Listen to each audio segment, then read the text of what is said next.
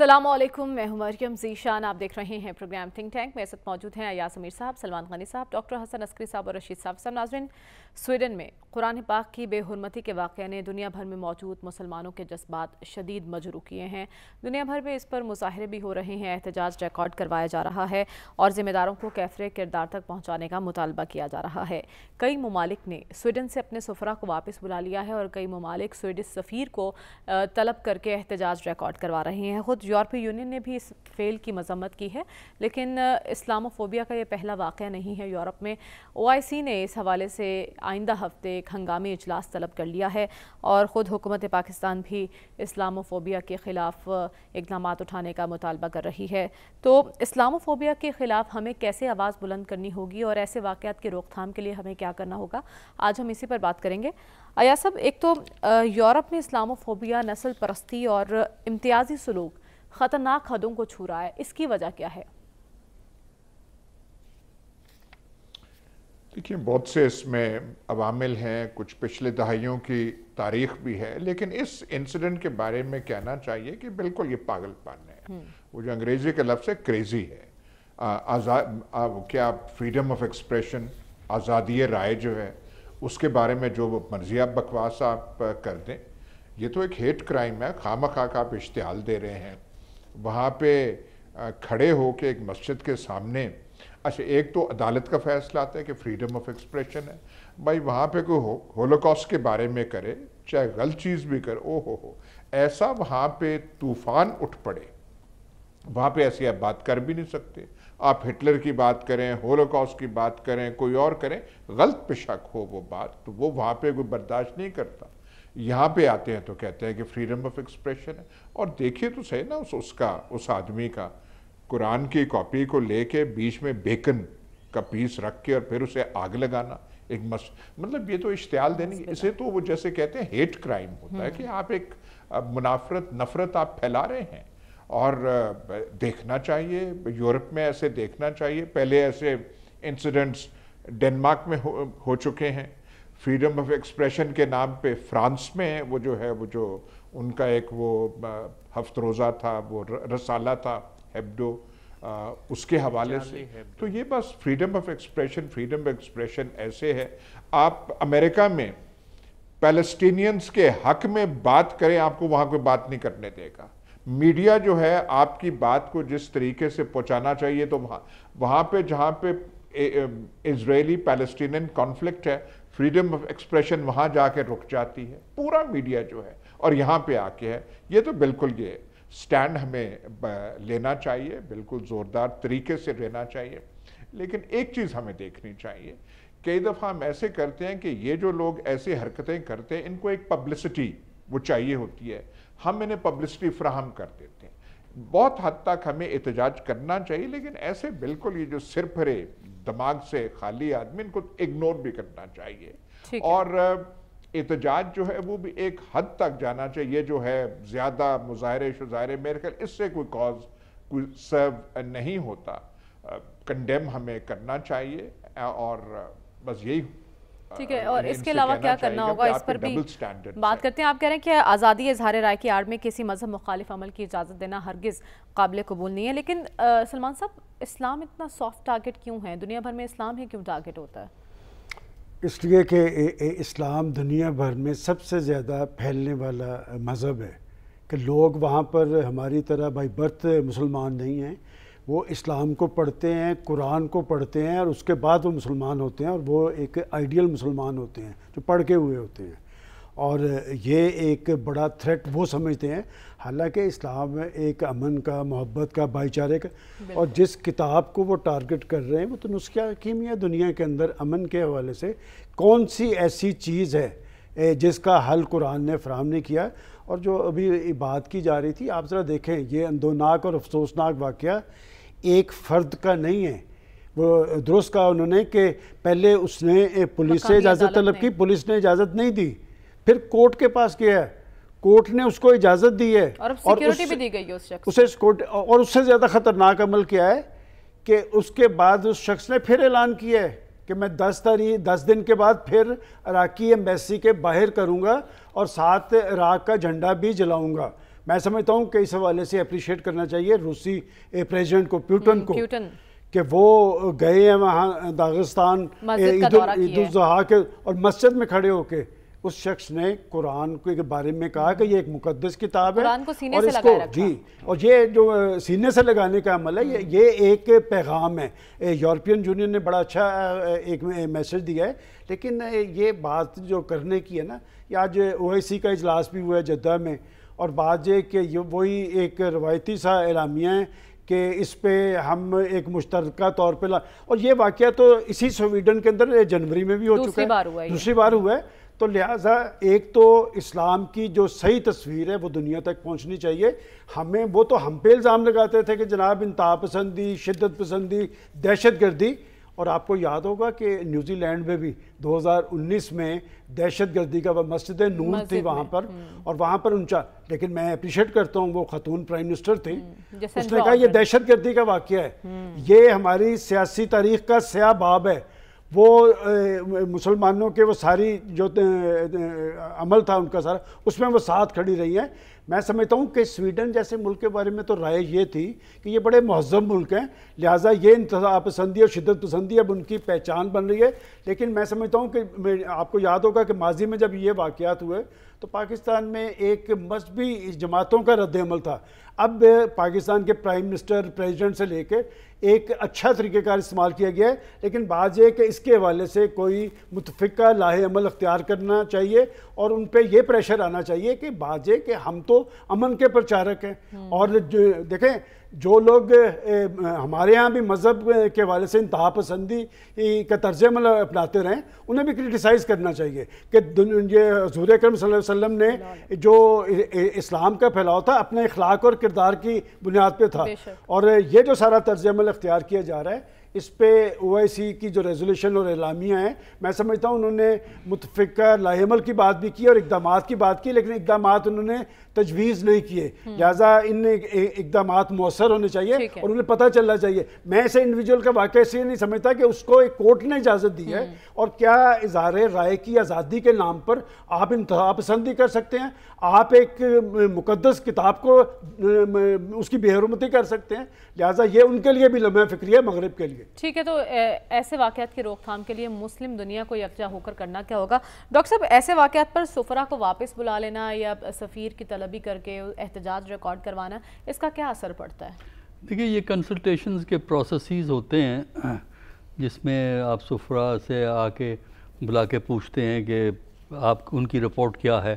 ویسے تو ایمبیسیز جو ہیں وہ ریگولر اپنے ہوم کنٹری کو، یعنی فارن آفس کو جو بھی ہوتا ہے، وہ ویکلی یا ڈیلی رپورٹ، خاص کر اس قسم کے واقعات کی تو ڈیلی رپورٹ وہ بھیجتے ہیں، لیکن وہ بعض دفعہ بہت سے ممالک فیس ٹو فیس گفتگو کر کے سچویشن کو سمجھنے کی کوشش جو ہے وہ کرتے ہیں، کیونکہ جو سچویشن ہے وہ اس لیے کمپلیکس ہو جاتی ہے کہ ہم نے کافی عرصہ سے یہ دیکھا ہے کہ یورپ کے اندر، امریکہ میں بھی جو ایکسٹریم رائٹ ونگ انتہا پسندانہ رجحانات ہیں وہ کافی حد تک فروغ پا رہے ہیں۔ اس کی وجوہات کیا ہیں؟ اس میں وجوہات، کئی قسم کی وجوہات ہیں جن کا بھی میں تذکرہ کر دوں گا۔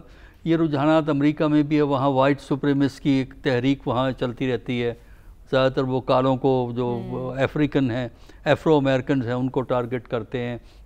یورپ کے اندر بھی یہ رجحانات جو ہیں وہ موجود ہیں، اور اس کی بنیادی وجہ یہ ہے کہ مختلف اوقات میں مختلف پولیٹیکل ٹرینڈز چلتے ہیں۔ اس وقت وہاں پہ رائٹ ونگ انتہا پسندی کے رجحانات ہیں، جس کو ٹرمپ بھی ایک حد تک ایک انداز میں، نوٹ اس کیٹیگری میں نہیں لیکن ایک ڈیفرنٹ کیٹیگری میں ٹرمپ بھی اس کو ریپرزنٹ جو ہے وہ کرتا ہے۔ تو یہ وہ رجحانات ہیں جو وہاں پہ اب پیدا ہو رہے ہیں۔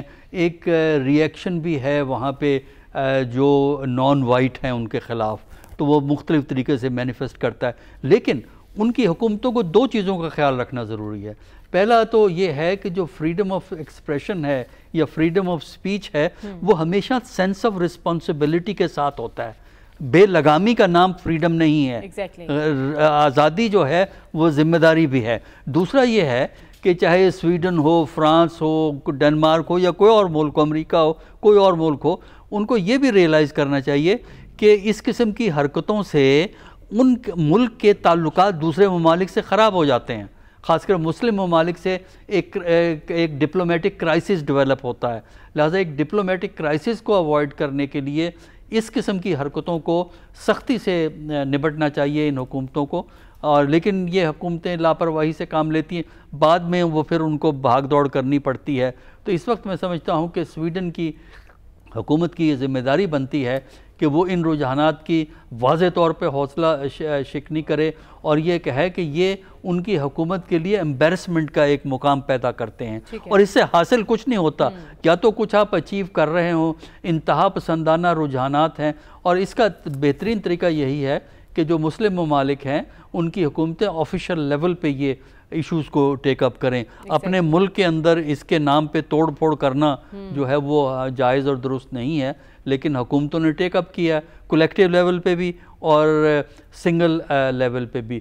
دوسرا یہ ہے کہ ہمارے خلاف، مسلمانوں کے خلاف ایک خاص پروپیگنڈا انتہا پسندانہ رجحانات کا مغرب میں ہوتا ہے، اور وہ پروجیکشن ہمیں اسلام کی جو صحیح پروجیکشن ہے وہ ہمیں مغربی ممالک میں کرنی چاہیے تاکہ یہ انتہا پسند وہاں اور آئسولیٹ ہو جائیں، وہ مین سٹریم میں نہ جائیں بلکہ وہ آئسولیٹ ہوں. اور اس میں ہماری یہ ذمہ داری یہ بنتی ہے کہ ہم ایک مسلمان میجورٹی ملک کی حیثیت سے یا اسلام سے اگر ہم آئیڈینٹیفائی کرتے ہیں ریاستی سطح پر، تو ایک ہم اپنے معاشرے کی ایک اچھی مثال قائم کریں تاکہ ان کو پتہ لگے کہ اصل اسلام کیا ہے. اور وہ جس قسم کا جو نقشہ کھینچتے ہیں مسلمانوں کے خلاف یورپ میں، امریکہ کے اندر، وہ اس قسم کا منفی نقشہ نہ کھینچیں جو کہ پچھلے کوئی ہم آج سے نہیں دیکھ رہے. یہ رجحانات ہم مڈ 70s سے دیکھ رہے ہیں، خاص کر ایرانی ریولوشن کے بعد سے اس قسم کے رجحانات مغرب میں پیدا ہوتے چلے گئے ہیں. ٹھیک ہے ڈاکٹر صاحب نے بڑے بہترین انداز میں بتا دیا کہ ہمیں کیا کرنا ہوگا. صافی صاحب، ایسے واقعات کی مذمت کرنا اور احتجاج ریکارڈ کروا دینا کافی نہیں ہے. عالم اسلام کی کیا ذمہ داری بنتی ہے، OIC کی کیا ذمہ داری بنتی ہے؟ اور یورپی یونین اس کی مذمت تو کر رہا ہے، لیکن یورپ میں، مغرب میں اسلامو فوبیا کی روک تھام کے لیے کوئی خاطر خواہ اقدامات نہیں کیے جا رہے. دیکھیے مریم، ایک تو یہ سویڈن کا واقعہ انتہائی اندوہناک ہے. ہر مسلمان کا دل اس پہ خون کا آنسو رو رہا ہے. اور آپ نے ابھی رشین پریزیڈنٹ کا ذکر کیا، غیر مسلم ممالک کی طرف سے بھی وسیع پیمانے پر اس کی مذمت کی گئی ہے، اور مسلمان ممالک تو کر ہی رہے. لیکن عملی طور پر ایک تو ہماری طرف سے بھی کچھ نہیں ہو رہا، اور مغرب کی طرف سے بھی صرف بیانات کی حد تک. جب ایسے واقعات ہوئے، نیوزی لینڈ کی مسجد پہ حملہ ہو، اس کے بعد اگر کینیڈا کیوبیک کی مسجد پہ حملہ ہو، یا مسلمانوں کے خلاف جو اوورآل ہیٹ سپیچ ہے، وینڈلزم ہے، یا جو اسالٹ کے کیسز ہے، یا مذہب اور نسل کی بنیاد پر امتیازی جو سلوک ہے، یہ صرف نام کی حد تک وہاں پہ مذمت ہوتی ہے. اور اسلامک فوبیا جو ہے مغرب میں ایک حقیقت ہے، اور دن بدن یہ اس میں اضافہ ہو رہا ہے. یہ خطرناک امر ہے. لیکن اس کو جوڑا جاتا ہے جو مسلم دنیا میں شدت پسندی سے. مغرب کے پاس ایک بونڈی سی دلیل ہے کہ چونکہ اسلامک دنیا میں شدت پسندی ہے تو اس کا رد عمل فطری ہے. اور اظہار رائے کی آزادی کا تو بہت اچھی ڈیفینیشن ایاز صاحب نے کر دی ہے. لیکن مغرب میں دو قسم کے آراء اظہار رائے کے حوالے سے موجود ہے. ایک رائے یہ ہے کہ ہر شخص جو ہے اظہار اور تحریر اور تقریر کے حوالے سے مکمل آزادی رکھتا ہے، انلیس انٹل کہ وہ متشدد نہ ہو تو ان کے خلاف کوئی ایکشن نہیں ہو سکتا. اور جب وہ تشدد پہ آئے تو تب ہی ان کے اظہار یا تحریر یا تقریر یا ان کی حرکات اور سکنات کو روکا جا سکتا ہے. دوسری تھیوری یہ ہے کہ نہیں، اظہار رائے کی آزادی تو موجود ہے، لیکن اس کے نتیجے میں اگر کسی کے جذبات مجروح ہوتے ہیں تو اس پہ مکمل پابندی ہونی چاہیے. اور خصوصاً جب مذہبی یا قومیت کے بنیاد پر کسی کے جذبات مجروح ہو تو وہ تو بالکل ناقابل قبول ہے. یہ دوسری تھیوری نام کی ہے اور پہلے کی زیادہ پذیرائی ہے، اور جو مسلمانوں کو ٹیگ کیا جاتا ہے، حالانکہ مغرب خود جو اپنے آپ کو تہذیب کا گہوارہ سمجھتا ہے، وہاں پہ حجاب سے ان کو مسئلہ، برقعے سے ان کو مسئلہ، مسجد سے ان کو مسئلہ، قرآن پاک سے ان کو مسئلہ، حضور اکرم صلی اللہ علیہ وآلہ وسلم کی ذات اقدس سے ان کو مسئلہ، اسلام سے ان کو مسئلہ، وہ خود جو ان کے ہاں نفرت قومیت کے بنیاد پہ بڑھ رہی ہے اور مذہب کے نام پہ بڑھ رہی ہے، اس جانب ان کا اشارہ نہیں ہے۔ لیکن ہمیں ماننا پڑے گا کہ مغرب کے دل میں اس وقت جو اسلامک فوبیا کا جو موجودہ لیئر ہے، دراصل یہ سرد جنگ کے دوران جو ان کے دلوں میں پیدا خوف تھا، کمیونزم سے پیدا شدہ خوف، ابھی تک وہ نہیں نکلے ہیں، اور اس کے نتیجے میں مغرب نے خود جو خصوصاً جو میں اگر ایشیا کی بات کروں، پاکستان اور افغانستان جیسے ممالک کی بات کروں، تو خود تشدد پہ مبنی نصاب کو رائج کر کے اور جو جنگجو تھے ان کو مجاہدین کا نام دے کے، ان کی فیسیلیٹیشن کروا کے، ان سے اپنے مقاصد نکلوا کے پھر ان کو دہشت گرد ڈکلیئر کر دیا ہے۔ اور جو میں نصاب کی بات کر رہا ہوں، یہ صرف میں نہیں کر رہا ہوں، سعودی عرب کے ولی عہد محمد بن سلمان نے بھی حالیہ دنوں میں یہ اقرار کیا تھا کہ ایک منظم منصوبے کے تحت ذہن سازی کی گئی تھی۔ تو ہمیں یہ ماننا پڑے گا کہ یہاں پہ کچھ شدت پسند رویے ہے، لیکن مغرب کی طرف سے جو ہو رہا ہے تو وہ تہذیب یافتہ قومیں کہلاتی ہے اپنے آپ کو، ان کی طرف سے تو یہ بالکل ناقابل قبول ہے۔ اور اس کے ساتھ ساتھ یہ بھی میں کہتا چلوں کہ داعش جیسی تنظیمیں جن کے بارے میں خود امریکی یعنی ڈونلڈ ٹرمپ کا یہ الزام ہیلری کلنٹن پہ کہ داعش کے پیدائش اور افزائش میں ہیلری کلنٹن کا براہ راست ہاتھ تھا، روسی صدر تو ہر دفعہ کہتے ہیں کہ شام میں داعش کی موجودگی اور ان کی افزائش امریکہ کی طرف سے ہو رہی ہے، بلکہ لیبیا، آدھا لیبیا تو داعش نے امریکی مدد کے ذریعے ہی قبضے میں کر لیا تھا۔ تو یہ جو اسلامک فوبیا کا یہ عمل ہے یا مذہب یا قومیت کے نام پہ وہاں پہ جو نفرت ہے، یہ اسی طرح موجود رہے گی، بلکہ آنے والے دنوں میں یہ مزید بڑھے گی۔ اس کا واحد حل یہ ہے کہ مسلمان ممالک جو ہے وہ تحمل کا مظاہرہ کریں، مکالمہ اور دلیل سے اس بات کو رد کریں۔ عالم اسلام کے ساتھ مل کر متحد ہونے کی ضرورت ہے اور ایسے واقعات کی روک تھام کو یقینی بنانے کی ضرورت ہے۔ ہمیں پروگرام میں آگے بڑھنا ہے۔ میں یہ کہنا چاہ رہا ہوں کہ اس نے 10 دن کے بعد پھر کرنے کا اعلان کیا، یہ پتہ چلے گا اس پریشر کی وجہ سے وہ دوبارہ اس طرح کی حرکت تو نہیں کرتا۔ ٹھیک ہے، ہمیں پروگرام میں آگے بڑھنا اور بات کرنی ہے پاکستان کی سیاست میں کیا کچھ ہو رہا ہے۔ تو آج کچھ 2 اہم ملاقاتیں ہوئی ہیں۔ چودھری شجاعت حسین جیل گئے ہیں پرویز الہی سے ملاقات کرنے کے لیے، اور ذرائع ایسا بتا رہے ہیں کہ چودھری شجاعت نے پرویز الہی کو قاف لیگ میں واپسی کی دعوت دی ہے۔ تو چودھری شجاعت حسین اپنے مقصد میں کس حد تک کامیاب ہو سکتے ہیں، کیا امکانات ہیں، اسی پر ہم بات کریں گے۔ ایاز صاحب، 2 چودھریوں کی ملاقات ہوئی ہے، ملاقات کا ایجنڈا میں نے آپ کو بتا دیا ہے، کون کامیاب ہوگا اس میں؟ میرے پاس کوئی انفارمیشن نہیں ہے، یہ پتا ہے کہ 2 دفعہ گئے ہیں، اب وہاں پہ کیا بات ہوئی ہے کیا نہیں ہوئی۔ پہلی دفعہ ملاقات کرنے گئے تو دوسری دفعہ انہیں ضرورت کیوں محسوس ہوئی، میرے پاس نہیں ہے۔ صرف یہ جو چیز سامنے ہمیں نظر آتی ہے کہ جیلوں میں بہت سارے لوگ پابند سلاسل ہیں، کئیوں پہ دہشت گردی کا الزام ہے، وہ ہمیں فہرست بھی ملی ہے، پر کئیوں کا قصور صرف اتنا ہے کہ شاید ان کی سیاسی وابستگیاں جو ہیں وہ the powers that be کو ہضم نہیں ہوتی۔ تو جہاں ہم جمہوریت کی بات کرتے ہیں، جہاں ہم کہتے ہیں کہ دنیا میں اقدار جو ہیں اعلیٰ ہونے چاہیے، ہمیں اپنے معاشرے میں بھی یہ دیکھنا چاہیے کہ سیاست جو ہے اسے ٹارگٹ بنا کے یہ روش اور جو ماحول پاکستان میں بن چکا ہے، بن گیا ہے اور بدستور قائم ہے، یہ ختم ہونا چاہیے۔ ٹھیک ہے، اور اس کی ضرورت محسوس نہیں ہونی چاہیے کہ اگر آپ کسی کو قائل کر رہے ہیں کہ قاف لیگ میں آئیں یا استحکام میں پاکستان پارٹی میں جائیں یا کسی اور میں، تو وہ ملاقات جیل میں ہی ہو، یہ کوئی اچھی بات نہیں ہے۔ اس وقت جو حالات ہیں سیاسی لحاظ سے جو ملک کے ہیں وہ کوئی اتنے درخشاں یا اتنے انکریجنگ نہیں ہیں، تو ایسی ملاقاتیں جیلوں سے باہر ہونی چاہیے، نہ کہ جیل کا ایک دباؤ ہو اور اس میں ہو اور پھر آپ کسی کی सियासी तौर पे कायल करने की कोशिश करें, ये रवश में थोड़ी कमी आ जाए सियासी तो शायद हमारा माशरा थोड़ा ज़्यादा बेहतर हो वाहिद का अपनी मर्जी है। अयाज साहब कह रहे हैं ऐसी मुलाकातें जेल में नहीं होनी चाहिए। ये जो मुलाकात हुई है आपको लगता है नतीजा खेज हो सकती है चौधरी शुजात हुसैन की तरफ से? मेरा ख्याल अयाज साहब ने बहुत अच्छी बात की है ये कि जी बात है कि इस तरह की मुलाकातें जेल में नहीं होनी चाहिए।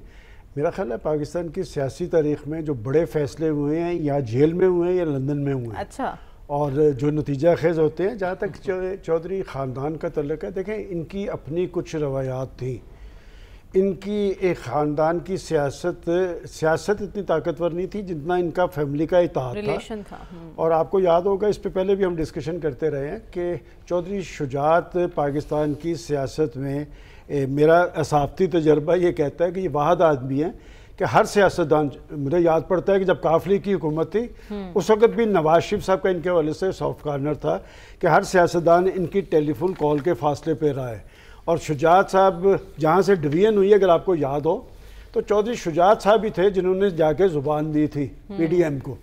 तो लिहाजा अब ये जो आज 2 मुलाकातें हुई हैं, एक तो मैं आपको इसमें हवाला दे दूं उनकी फैमिली के ज़िम्मेदार ज़राए जो मुलाकात में शामिल थे। अच्छा, उनका ये कहना है कि जी इसका काफ लीग या तहरीक इंसाफ को कोई फ़ायदा या नुकसान हो इसमें हम नहीं पढ़ते, लेकिन इन मुलाकातों का हमारे फैमिली के इत्तेहाद के हवाले से इम्पोर्टेंट है।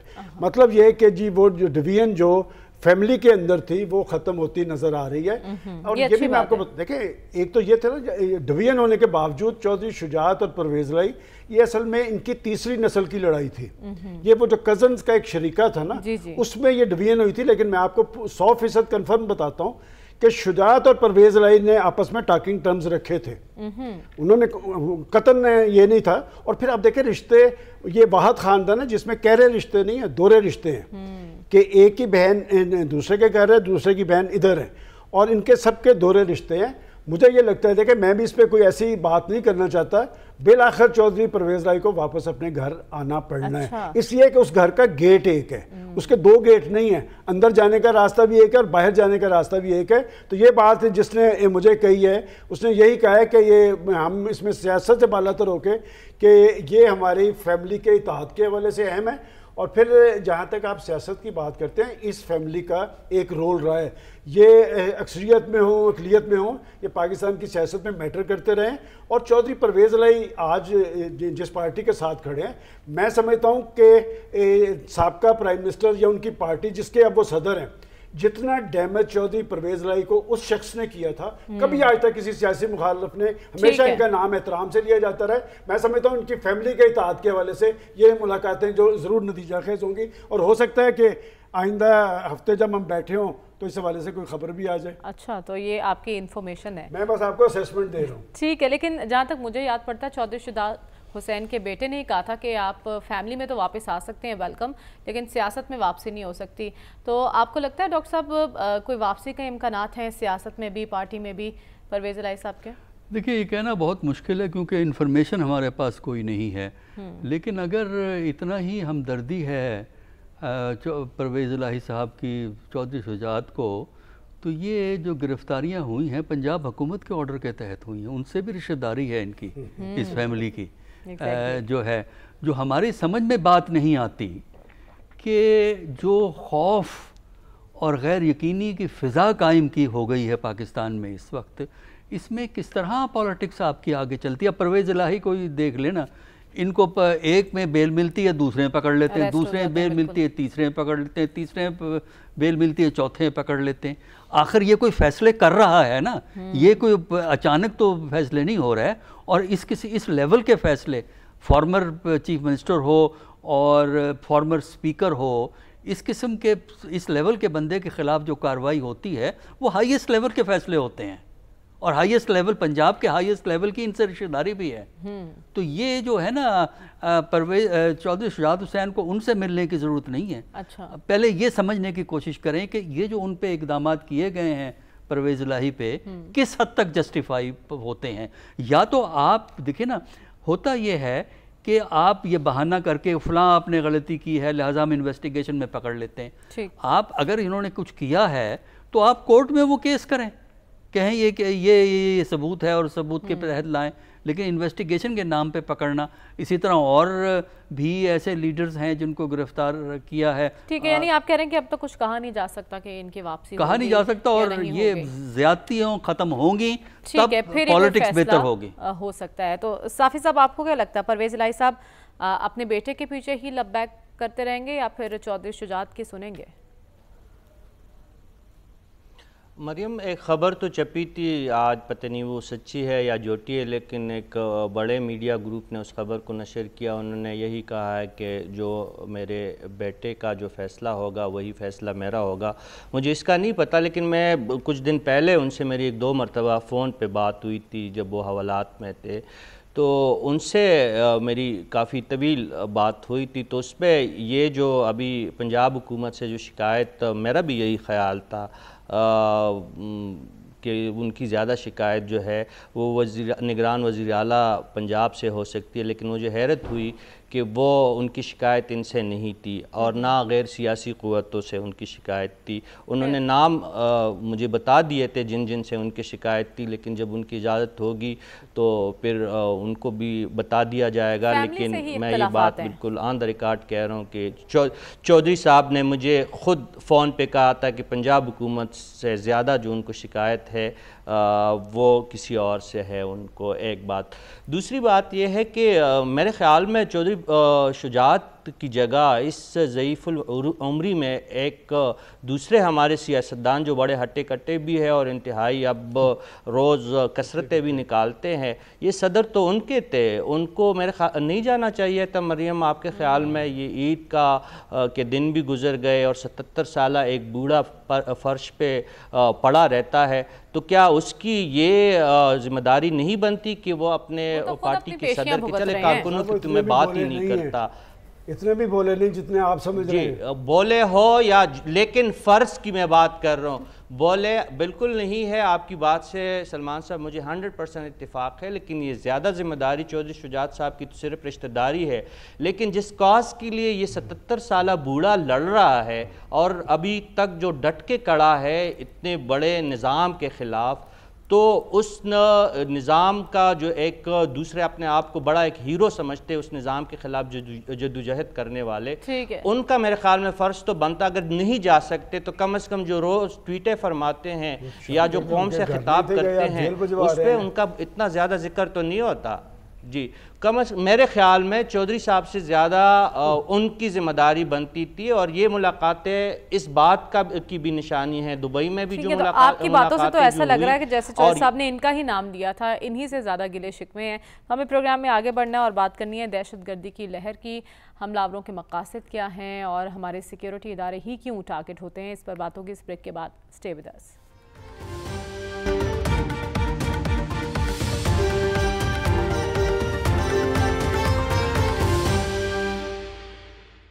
ویلکم بیک ناظرین. بلوچستان کے ضلع شرانی میں حملہ آوروں نے پولیس اسٹیشن اور ایف سی کی چیک پوسٹ پر حملہ کیا، جس کے نتیجے میں ایف سی کا 1 اور پولیس کے 3 اہلکار شہید ہوئے، جبکہ 1 دہشت گرد جہنم واصل ہوا ہے. ایاسب 2 گھنٹے تک فائرنگ کا تبادلہ جاری رہا ہے. یہ حملہ آور کون ہیں اور ان کے مقاصد کیا ہیں؟ سیکیورٹی ادارے ہی کیوں ٹارگٹ ہوتے ہیں ہمیشہ؟ اس میں ہمیں اتنی لا علمی کا وہ اظہار نہیں کرنا چاہیے. یہ تو ایک گیون فیکٹ ہے کہ ہم 2 سیریس ٹیررزم تھریٹس فیس کر رہے ہیں. ایک ہے KPK میں جو فارمر ٹرائبل ایریاز ہیں، اس کی نوعیت اور ہے، اور ایک بلوچستان میں ہے. اور یہ سب سے بڑا جو سیکیورٹی تھریٹ پاکستان کو ہے وہ ان 2 جو مختلف قسم کی ٹیررزمز ہیں جو ریاست پاکستان، اسٹیٹ آف پاکستان کے خلاف ہے، جو KPK والی ہے، TTP جس میں ملوث ہے. ان کے تو عزائم بڑے کھل کے 1-2 بار انہوں نے کہا بھی ہے. تھوڑی سی ہم جانچ کریں تو وہ کہہ دیں گے کہ وہ تو فاٹا کے جو علاقے ہیں ان کو پاکستان سے باہر دیکھنا چاہتے ہیں، ایک اور وہاں پہ نظام دیکھنا چاہتے ہیں، اور بلوچستان کا بھی وہاں پہ ہے. تو یہ ہماری، اور اس کے ساتھ ہی ہماری سیکیورٹی فورسز اوور سٹریچڈ ہیں. بلوچستان میں ہیں، KPK میں ہیں، انڈین بارڈر کے ساتھ ہیں، اور یہ بہت ہی ریسپانسبلٹیز جو ہیں سیکیورٹی فورسز کے اوپر ہیں. اور انٹرنل جو ملک کے حالات ہیں وہ بھی اتنے انکریجنگ یا وہ اچھے نہیں ہیں، وہاں بھی انوالومنٹ ہے، اور اکنامک سچویشن اور ہے. کل ہم کہہ رہے تھے کہ IMF سے ڈیل ہوئی ہے تو اس سے یہ ہمیں ریسپائٹ ملی ہے، لیکن یہ چیلنجز ہیں پاکستان کو. اور ٹیررزم کے خلاف KPK والی جو ہے، ہم نے بڑا سکسیسفل ایک فائٹ کی تھی، لیکن اس میں ایک پھر سے ریسرجنس ہو گئی ہے. یہ دیکھنی چاہیے کہ وہ کیسے ہوئی ہے، اس کے خلاف ہمیں کیا کرنی چاہیے. بلوچستان کے بارے میں بھی ہمیں کوئی ایک جو ڈیفینیٹو پالیسی سٹیٹمنٹ جو ہائیسٹ لیول سے آنا چاہیے تاکہ قوم کی آگاہی اس کے بارے میں بڑھے، وہ میرے خیال ایسا نہیں ہے. لیکن یہ دو سیریس چیزیں ہیں جس کے خلاف ایک کمپریہنسو پالیسی ہونی چاہیے، اور ہمیں یہ سمجھنا چاہیے کہ ریاست پاکستان کی اکنامک سچویشن کے ساتھ ساتھ نمبر 1 پرائیورٹی، نمبر 1 پرابلم یہ دو مختلف قسم کی ٹیررزمز ہیں، اور خاص طور پہ یہ KPK میں ریسرجنس ہوئی ہے، اور بلوچستان والی ہم کہتے ہیں بڑے چیلنجز ہیں ہمارے لیے، جہاں سلمان صاحب کئی چیلنجز کا ہمیں سامنا، وہیں امن و امان بھی ایک بڑا مسئلہ ہے، اور جس کا ذکر ایاز صاحب نے کیا، یہ بھی ہماری ترجیحات میں شامل ہونا چاہیے. ایک کے بعد ایک حملہ کیا ظاہر کرتا ہے؟ دیکھیں، یہ دہشت گردی کی جنگ ہماری نہیں تھی اور بھگتنی ہمیں پڑ رہی ہے. تو پہلی بات تو یہ ہے کہ وہ جو کہا تھا نا کہ لمحوں نے خطا کی تھی صدیوں نے سزا پائی، تو اب جب بھی ہم کوئی فیصلہ کریں تو ہم اپنے مفادات کے تحت کریں. یہ پریشرز پہ یا ٹیلی فون کالز پہ جب ہم فیصلے کرتے ہیں تو ہمیں بھگتنے پڑتے ہیں، اس لیے کہ یہ جو قربانیوں کی تاریخ رقم کر رہے ہیں یہ ہمارے بچے ہیں، ہمارے بھائی ہیں، یہ لوگوں کے باپ ہیں، اور یہ قوم کے جوان ہیں، اور جگر ہیں. دیکھیں بات یہ کہ یہ درست نشاندہی کیا ایاز صاحب نے، اور بلوچستان بڑا امپورٹنٹ ہے. یہ پاکستان کا 40% ہے، اور انٹرنیشنل فورسز بلوچستان کے اندر کام کر رہی ہیں، اس لیے کہ جب سے یہ گوادر کی بندرگاہ فنکشنل ہونی شروع ہوئی ہے، یہ پھر ایک لہر آئی ہے. یہ کہاں سے ہے، کس کی سرزمین استعمال ہو رہی ہے؟ سرزمین وہی استعمال ہو رہی ہے. اور یہ طالبان انتظامیہ جب سے بسکدار آئی ہے اس کے بعد سے 420 حملے ہو چکے ہیں، ان میں سے TTP 141 کا اعتراف کر چکی ہے.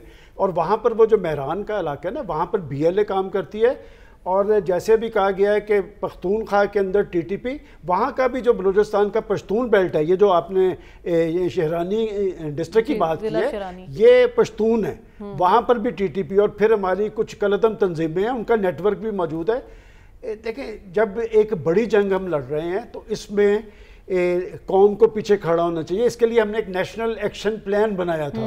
اس نیشنل ایکشن پلان کے 20 سے 21 نکات تھے، اس میں سے کچھ نکات پر عمل ہوا، کچھ نکات پر نہیں ہوا. دیکھیں، اس جنگ کو ہم نے بحیثیت مجموعی لڑنا تو فوج نے، لیکن قوم کو ان کے پیچھے ہونا پڑے گا، اور یکسوئی پاکستان کے اندر ہوگی. جب تک ہم اپنے قومی معاملات کے حوالے سے یکسوئی اور سنجیدگی اختیار نہیں کریں گے، معاملات نتیجہ خیز نہیں ہوں گے. یہ ایک اور بات جو ایاز صاحب نے کی ہے کہ بڑا چیلنج تو معاشی ہے، اور معاشی چیلنج سے بھی ہم تبھی ہمکنار ہوں گے جب پاکستان کے اندر استحکام ہوئے گا، ہمارے بارڈرز جو ہے سیف ہوں گے. اور یہ سب کچھ ایک ہی سازش کی مختلف کڑیاں ہیں. پاکستان پہ پریشر ڈالا جا رہا تھا. پاکستان کے اندر مریم پورا پوٹینشل موجود ہے. ہماری قومی سیاسی بدقسمتی یہ ہے کہ پاکستان کے اندر ہی نفاق پیدا کرنے والے موجود ہیں جو اپنے ریاست کو بھی ٹارگٹ کرتے ہیں، ریاستی اداروں کو بھی. اس سے پہلے یہ کام انڈیا کیا کرتا تھا، باہر سے ہوتا تھا، اب وہ پاکستان کے اندر سے ہو رہا ہے. لہٰذا ہمیں اپنے طرز عمل پر نظر ثانی کرنی چاہیے، اپنے مفادات کو ترجیح دینی چاہیے. اور ہمیشہ امریکہ کے بارے میں کہا جاتا ہے کہ وہ اپنی دوستی اور دشمنی کے فیصلے اپنے مفادات کے تابع کرتے ہیں. خدا کرے کہ 75 سال کے بعد ہم بھی ایک فیصلہ کر لیں کہ ہم بھی اپنے مفادات کے تابع ہی فیصلے کریں. تو ہمیں خطرہ اندر سے ہے یا باہر سے، اور کیا افغانستان کی سرزمین اب بھی ہمارے خلاف استعمال ہو رہی ہے؟ ڈاکٹر صاحب سے جانوں گی اس بریک کے بعد. اسٹے ود اس.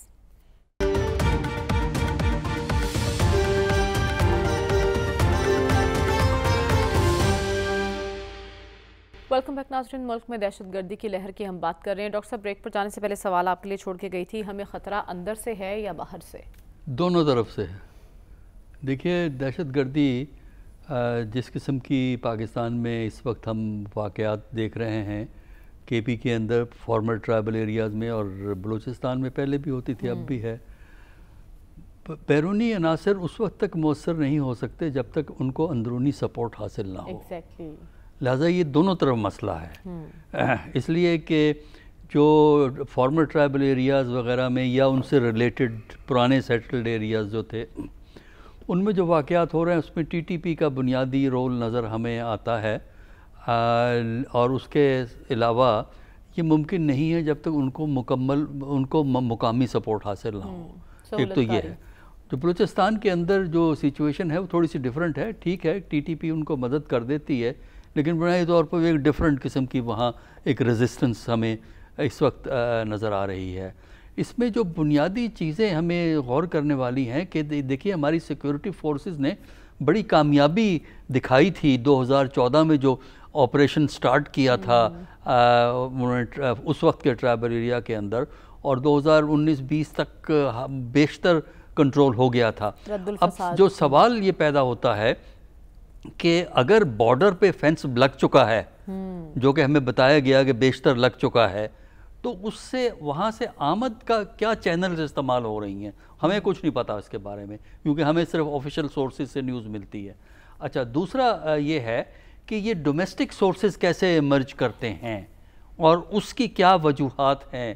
اور جہاں تک جب ہم جاتے ہیں بلوچستان میں، تو بلوچستان کے اندر سچویشن ایک اور سمجھنا ضروری ہے کہ جب ٹیررزم کو جب آپ نے ڈیل کرنا ہے، چاہے کہیں بھی ڈیل کرنا ہو، تو اس کے دو پہلو ہیں. ایک تو ملٹری پہلو ہوتا ہے، دوسرا اس کا نان ملٹری پہلو ہوتا ہے. ہارٹ اینڈ مائنڈ کو جیتنا ہوتا ہے.